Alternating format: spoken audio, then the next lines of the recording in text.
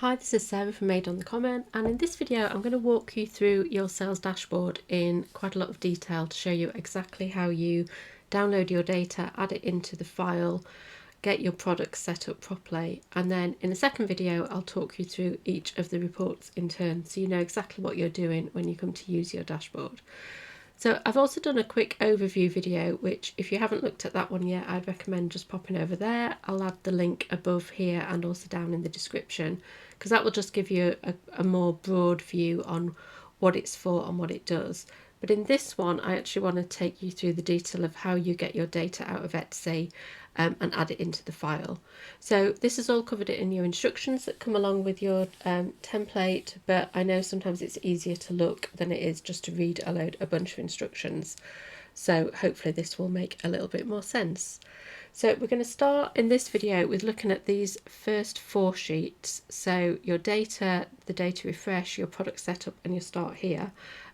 Contrary to intuition, I'm not going to start with the start here. I'm actually going to start with the Etsy data sheet. So the dashboard works by using your order by item file from Etsy, and that will get added into here. So to find your order by item file, let's just pop over to Etsy. And we want to go to settings, options, couldn't see it there. And then over here to download data. Now I've done a whole video just on your order by item file, which I'll also link to above and down in the description. So I'm not going to go into this in too much detail here. If you want more information, you can find it in that video. But basically you want to make sure you choose order items. You can either choose to do a month or a year. In this case, I'm going to do the whole of 2023. So this will take you everything from the 1st of January to whatever date you're doing it. And then click download CSV. So I'm using Chrome, so mine has appeared down here. You'll see as soon as this is finished running. We'll then open that up and add it into the file. This is the file that I've just downloaded that I've opened up in Excel. You can use any spreadsheet program to open your files, but I'd recommend in this case using Excel just because the dashboard itself is in Excel, so at least you know they're in the same format. And all I've done is just blank out some of the information that's in here. So don't worry if you see hashtags in any of the columns. That just means that the column's not wide enough to display the full data that's in there. So if I make that column wider, you'll see it's appeared. And also don't worry if your formats look kind of some in one format and some in another. The dashboard will sort all that out for you. It's just to do with how your computer is reading the date. So again, don't worry about that. So what we now need to do is copy this into the dashboard. So to do that, you want to ignore the first row that's got the column headings on because they're repeated in the dashboard itself. So start at row 2 and you want to go all the way down to the bottom of your data. If you're using a Windows computer, the easy way to do that is to hold down your Shift key, then press End and then your down arrow. And that will automatically take you all the way to the end. And then to go all the way over to the right hand side, just use your right arrow and you can just tab all the way across like this, and you want to go all the way over to column AG. So there's quite a lot of columns. So in this case it's the last blank column. Yours might be blank, it depends whether you use SKU codes for your products. So once that is all highlighted, we can go up here to copy or click right click and then select copy. Either of those will work. And then we want to go into the dashboard. So in the dashboard, you want to go to your Etsy data tab. So this is a brand new empty file that I'm using just to show you how to do this. You'll see that there's some data already in row 2. We can overwrite that, that's fine. It's just there as a bit of a placeholder. So go to row 2, you want to be in column I here. So you're looking for the one that says sale date. Depending on what version of the dashboard you're using, this might be in a slightly different place, but you always want this first black sale date column. So I'm just going to click in that cell there and then go up and click paste. And you'll see that your data has copied in, and you'll see that all of these columns to the left hand side have also now filled in. And that's because these have got formulas that work off this data. So as soon as you add data, they will update automatically.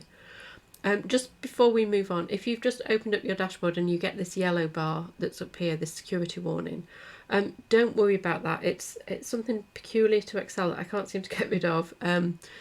It's just because I use a thing called a data query to pull your data into all of the reports. And for some reason, Excel seems to classify that as an external connection. It's not, it's all within the file. You can just click enable content and it should disappear.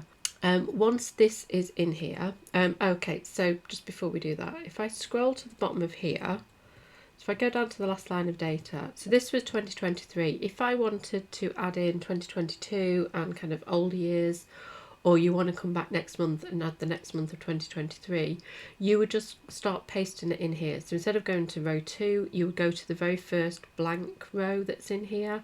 So just click under there and you would just click paste. So if I click paste again in here, it should just copy it all in again. And you see it's just started copying in again. So I'm going to delete that because I don't want it in twice.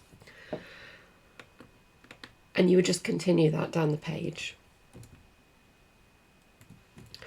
So once you've added your data in, the first thing we need to do is go to the data refresh sheet and refresh the data that we've just added. So this pulls it all the way kind of through the file, and you'll see this page will also populate. And then to kind of update the dashboards and the other reports, you then need to click refresh all reports. And if we now go to the dashboard sheet, you'll see it's automatically populated. So we've only got 2023 in here because that's all we added, but you can see it's populated all of these countries. It hasn't yet populated the type and category. I'll show you that in a little second. And we've got certain dates filled in. That's because I'm doing this in May 23, so I only had kind of the first 5 months of data. But you can see we've already got information in here. If I go to the next sheet as well, you can start using this just as it is. But if we go back and look at this product setup sheet, we can actually get a little bit more meaningful information in here. So the product setup is what we will use to kind of add some groups to your products so that you can start splitting them down and just look at certain areas of your product. This is really useful if you have an awful lot of products. If you only have maybe say 10 or 20 products, you perhaps don't need to do this. You could just leave them as other and just literally look at your individual products. If I just scroll down here a bit, you know, you would see quite a lot of your products in there and you would see the countries that you've sold to. So if that's good enough for you, that's fine. You can kind of ignore the rest of this video and just go to the next one, which will look at these reports in more detail. But if you have a lot of products, then I'd recommend taking some time the first time you come to set up this to use the product setup sheet to just make this all make a little bit more sense for you and give you some more detailed information. The product setup sheet is where we can do two things for each of your products. The first is that we can assign a short name, and the second thing is that we can assign product types and categories, which can be used to group your products into kind of smaller groups that you can look at, for want of a better description. So if we look at the short name first, so just going back to this data refresh sheet, so you can see that this is picking up the Etsy listing title. So whatever you've added as your titles for each of your products gets picked up in the file.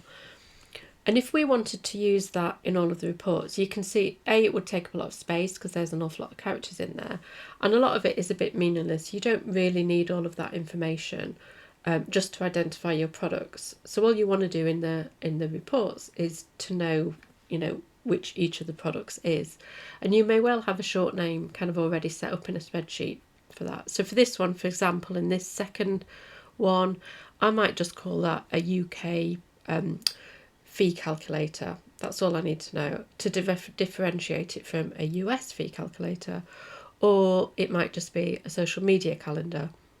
I don't need all of the rest of the information. So we can do that on the product setup sheet.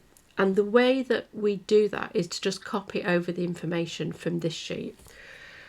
So you'll see up here there's a line that says setup, and at the moment it's set to all. If I set this to no, basically this is saying, are these products set up on the product setup sheet?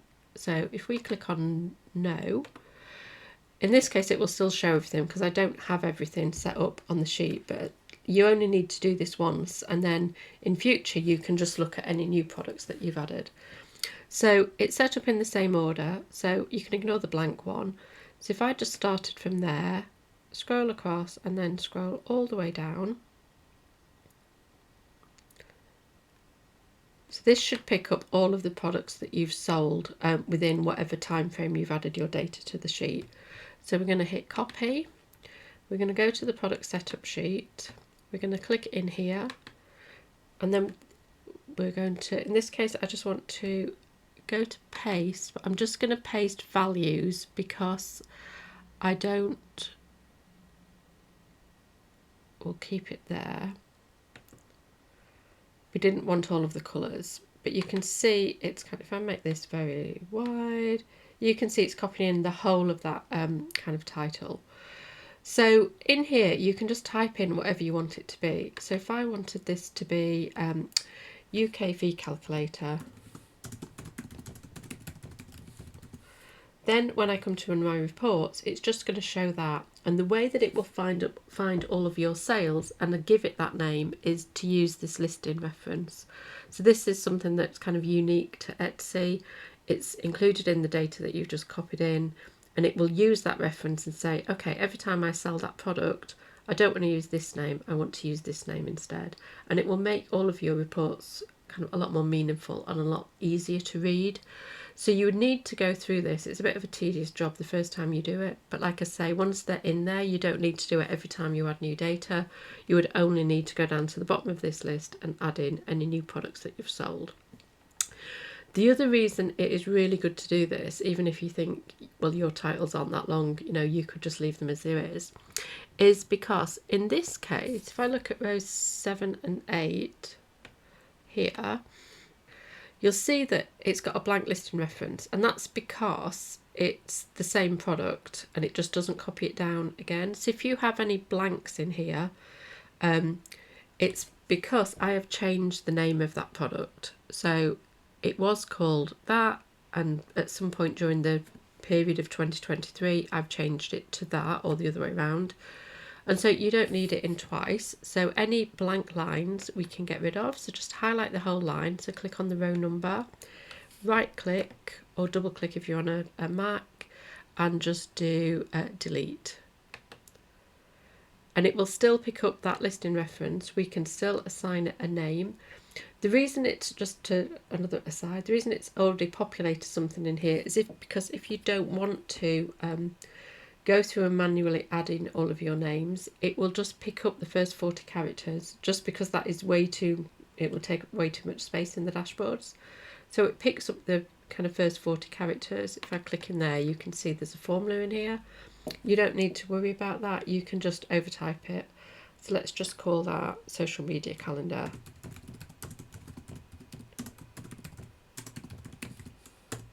Oh, I don't want the rest of it. Okay, and then that one might be Facebook for UK VAT.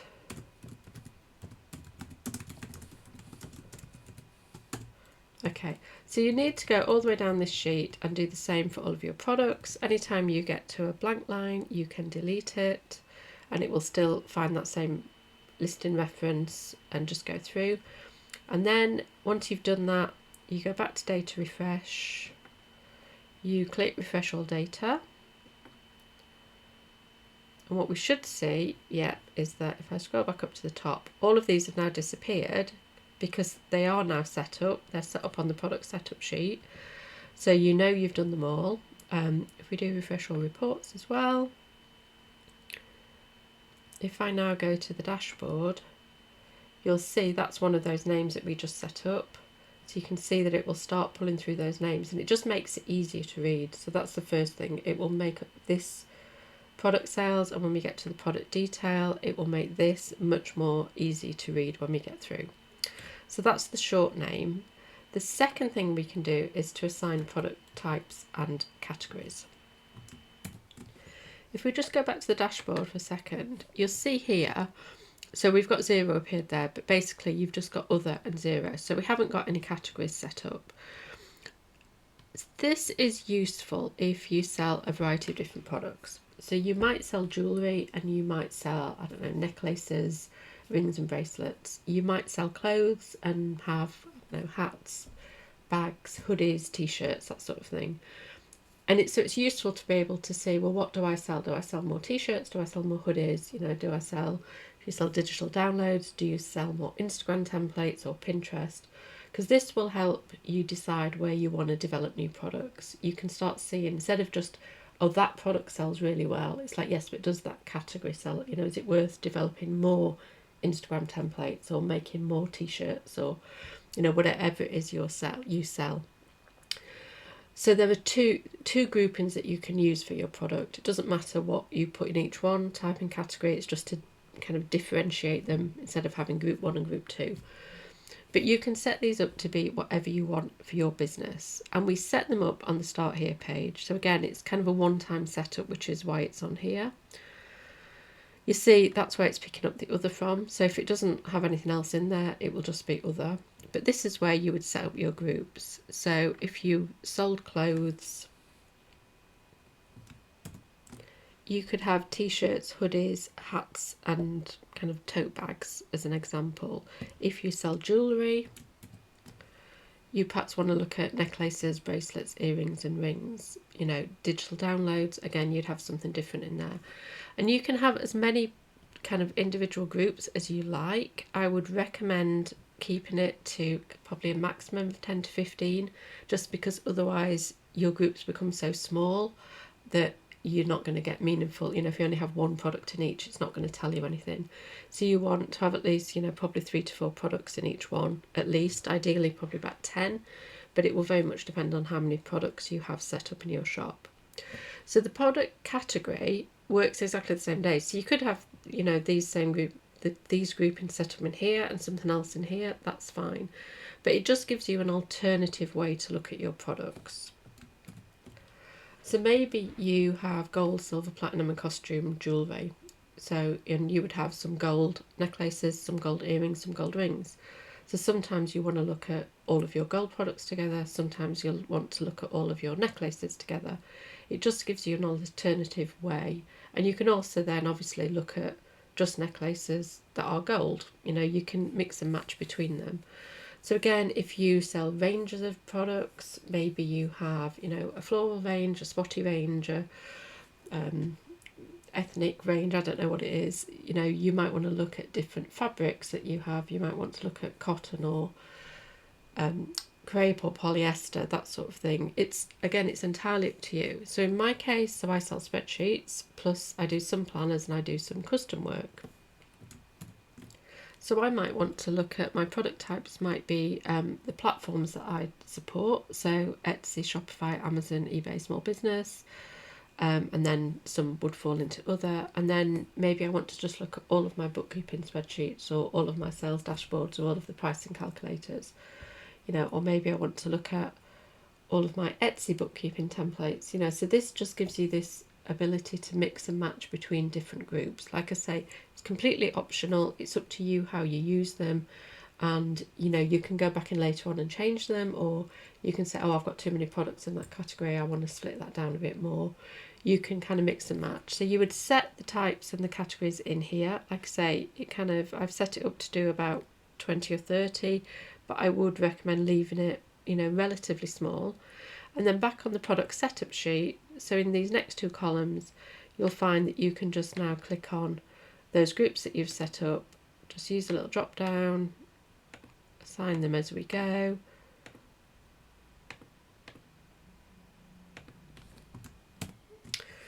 And then once you've added all of your product types and product categories, you just go back to the data refresh once again, click refresh all data.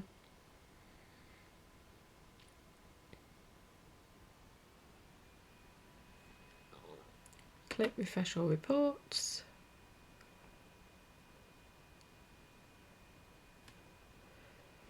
And then on your dashboard, I've also added a couple more years of data in here just so that you can get more information on here. You now see that you've got the types and the categories classified here, which means that the reports that you get down here start kind of giving you a lot more information than you had before. so you can start seeing what you've got kind of against each of the categories in turn. So that hopefully has shown you how to get all of the data into your file and how to set up your products to give you the types and the categories and to give you kind of neater names on your product sales, and also to avoid the kind of problem that you have if you change your product names. You can just assign it a kind of an internal name, a short name for you, that doesn't matter if you then go and tweak your kind of listing titles in the future. So in the next video, I'll spend a bit more time going through each of these reports to show you what it shows you in turn.